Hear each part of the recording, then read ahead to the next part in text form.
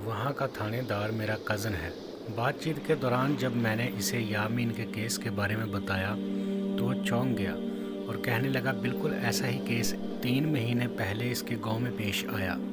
जो बंदा इस गांव में कत्ल हुआ, इसकी शादी को अभी बमुश्किल 2 हफ्ते ही हुए थे और वो वहाँ अभी ऐसे ही खून के धब्बों के निशानात पाए गए, लेकिन वहाँ से हमें कोई सुराग नहीं। मैं ये सुनकर फ़ौरन उसके पास आ गया और अपने कज़न के साथ मिलकर आज सारा दिन इन्वेस्टिगेशन में हमें ये पता चला कि पिछले 3 साल में ऐसे 10 वाक़यात हो चुके हैं जिसमें शादी के 2 हफ्ते के बाद खावंद की लाश मिलती है और वहाँ पर ऐसे ही खून के धब्बों के निशान पाए जाते हैं। ये सुनकर मैं चौंक सा गया और मुझ पर एक वहशत तारी हो गई।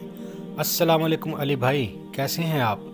अलिशबा भाभी ने कमरे में दाखिल होते हुए कहा। अल्लाह का शुक्र है भाभी, मैं ठीक हूँ, आप सुनाएं, बच्चे कैसे हैं और आपकी तबीयत ठीक है? मैंने जवाब दिया। अल्लाह का शुक्र है भाई, सब ठीक है, आप लोग आराम से बातें करें, मैं बच्चों को सुलाकर अभी आती हूँ। भाभी ये कहकर कमरे से चली गई।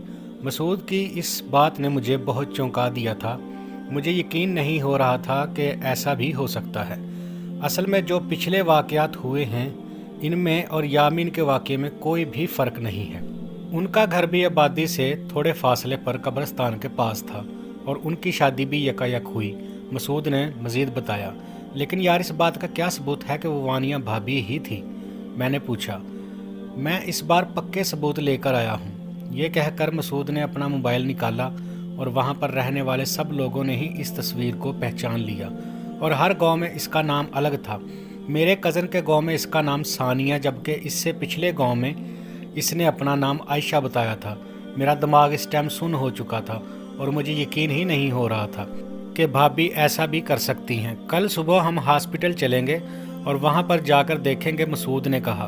मैंने परेशानी और हैरानी से मिलते जुलते तासुरात में मसूद से इजाज़त ली और अपने घर आ गए। सारे रास्ते में यही सोचता रहा। मेरे जहन ने बहुत से सवालों को जन्म दिया था। घर पहुंचकर जब मैंने जुलेखा को इन सब बातों के बारे में बताया तो वह बिल्कुल भी इस पर यकीन करने के लिए तैयार ना थी। वानिया भाभी तो शक्ल से ही बेहद मासूम और शरीफ थी और वो तो बहुत ही फर्माबरदार थी। वो ऐसा बिल्कुल भी नहीं कर सकती। यकीनन मसूद भाई को गलत फहमी हुई है, जुलेखा ने कहा। नहीं यार, इस बार तो मसूद के पास पक्के सबूत हैं। उन्होंने इसके बाद ही मुझे बुलाकर इन सब बातों के बारे में बताया और मैं इस वक्त शदीद हैरान हूँ। अब कल जाकर हम हॉस्पिटल में बाकी सारी बातों का पता लगाएंगे। जैसे तैसे करके मैंने ये रात गुजारी। सुबह हम हॉस्पिटल गए और डॉक्टर साहब से पूछा, डॉक्टर साहब क्या वानिया को होश आया? मसूद ने पूछा। वो बिल्कुल ठीक है और हमें उम्मीद है कि इनको 24 घंटों में होश आ जाएगा, डॉक्टर ने कहा। यार मुझे तो ये बात कुछ गड़बड़ लगती है। हमें चाहिए कि हम किसी बाबा जी से इस बारे में बात करें, मैंने मसूद को कहा। ठीक है, मैं लेडी कांस्टेबल को छोड़ जाता हूँ और फिर हम चलते हैं। मेरे जानने वाले एक बाबा जी हैं, बाबा जी साकब जी, मसूद ने कहा। लेडी कांस्टेबल के आ जाने के बाद हमने इसको भाभी के पास छोड़ा और गाड़ी लेकर पीर साहब के पास निकल पड़े। जब हम वहां पहुंचे तो बाबा जी नमाज पढ़ रहे थे। हमने भी वज़ू किया और वहां पर नमाज अदा की। नमाज अदा करने के बाद हम बाबा जी के पास गए और सलाम दुआ करने के बाद उन्हें सारा वाक़या बता दिया। बाबा जी ने चंद लम्हों के लिए अपनी आंखें बंद की और मुंह ही मुंह में कुछ पढ़ने लगे। इसके बाद उन्होंने आंखें खोली और कहा, ये क्या मामला है, जाओ जाके पता लगाओ। फिर हमसे मुखातब हुए। मैंने मुवक्किल को भेजा है, थोड़ी देर इंतज़ार करें, इसके बाद सारे मामले का पता चल जाएगा।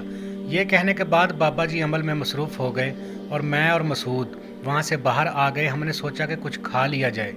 हम अपने साथ बर्गर और बोतल लेकर आए थे। वो खाना शुरू कर दिया। अभी हम बातों में मसरूफ़ ही थे कि अचानक मसूद को हॉस्पिटल से डॉक्टर की कॉल आई। हेलो सर, एक बुरी खबर है, डॉक्टर ने घबराई हुई आवाज़ में मसूद से कहा। क्या हुआ डॉक्टर साहब, सब खैरियत तो है ना? वानिया तो ठीक है ना? सर वो लेडी कांस्टेबल को मारकर यहाँ से भाग गई है और लेडी कांस्टेबल के जिस्म में खून का एक भी कतरा नहीं है। ओह माय गॉड, ये कैसे हुआ? आपने तो कहा था कि इसको कम से कम 24 घंटे के बाद होश आएगा, मसूद ने डॉक्टर साहब को कहा। अगली वीडियो में इस कहानी का लास्ट पार्ट आ रहा है, वो लाजमी देखिएगा और हमारे channel M A Urdu TV को सब्सक्राइब करें और बेल आइकन को प्रेस करें ताकि मज़ीद अच्छी अच्छी वीडियोज़ का नोटिफिकेशन बर वक्त आपको मिलता रहे। और कमेंट बॉक्स में ज़रूर बताइएगा कि आपको किस किस्म की कहानियाँ अच्छी लगती हैं। वीडियो को लाइक करना मत भूलिएगा। اپنے دوست کو دیجیے اجازت۔ السلام علیکم ورحمۃ اللہ وبرکاتہ۔